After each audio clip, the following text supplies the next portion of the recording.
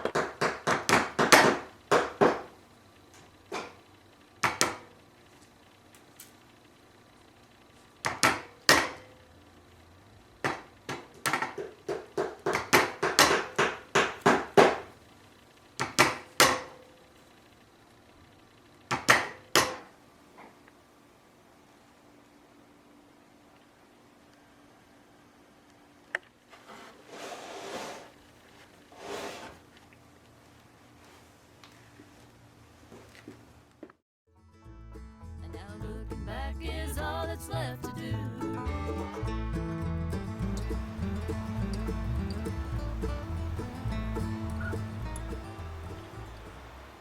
This week on Boot from the Past, I'm going to tell you about a pair of cowboy boots that I'm very proud to own. This pair of boots was made by Jay Griffith, my old mentor. And I have them because I bought them from a customer. They've barely been worn, and there's a story behind why the customer hardly ever wore the boots. These boots were made for a client of mine named Joe. And Joe ordered these boots from Jay Griffith. And after he ordered the boots, Jay's shop in town disappeared, and he realized that Jay had moved and took his deposit with him. A couple of years later, Joe was driving through another little Texas town and spotted Jay's sign. And he went into the shop, ready to have a fight with Jay. And as soon as he walked in, Jay said, "Well, hello, Joe. I'm working on your boots." And he took him to the back, and sure enough, he was working on Joe's boots. Joe likes a wide round toe and a low heel. And when Jay gave Joe these boots, he said, "Now, Joe, I know these aren't the boots you ordered, but these are the boots I thought you needed." And he had put a narrow round toe on them and a high heel. And Joe never liked the heel or the toe, and so he rarely ever wore the boots. Years later, Joe became my customer, and he knew that I had worked for Jay, and he gave me the opportunity to buy these boots, and I'm so proud to have them. One of the really cool things about these boots is the little double inlay. There's a small bit of inlay within the flower inlay. And I remember talking to Tyler Beard about this. Tyler Beard said that when he first began collecting boots, he noticed there was a bootmaker in Texas who was doing a double inlay, an inlay within an inlay, and he had never seen this before. And he didn't know who the bootmaker was, but he tracked his work all across Texas and finally discovered that it was Jay Griffith. Tyler said that as far as he knew, Jay Griffith was the first boot maker to start doing double inlay within an inlay, and these boots are an excellent example of that.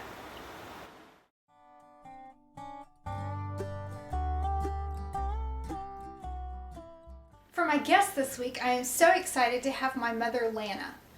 My mother is the one who first started teaching me to sew when I was 12, and none of this boot making stuff would have happened if I hadn't learned to sew at an early age, because the first job that I got as a boot maker was in a boot shop stitching boot tops. So Mother, tell me what kind of a student I was when you taught me to sew. Well, you were a very good student. I mean, you were so anxious to learn. And before long, you were way ahead of me. I remember you coming to me for sewing help after a couple of years. Yes, that's true. You mastered the art real fast. You started doing things for people that I would not have had any idea how to do. But you got me started. Well, I taught you the very basics. And you let me use your sewing machine. Yes, I did that, but you were so much better than me right away. I remember you telling me, now this is the tension wheel.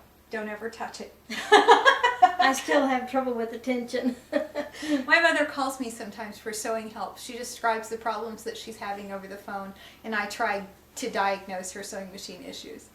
Yes, I asked her if all sewing machines were devil possessed, and she told me yes, they were.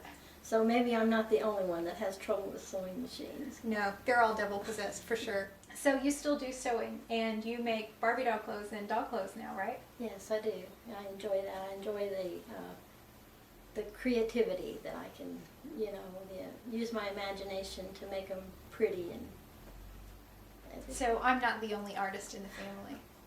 And when the girls were little, you made doll clothes for my daughters. She made Barbie doll clothes and baby doll clothes. And for my other daughter's daughter also. Yep.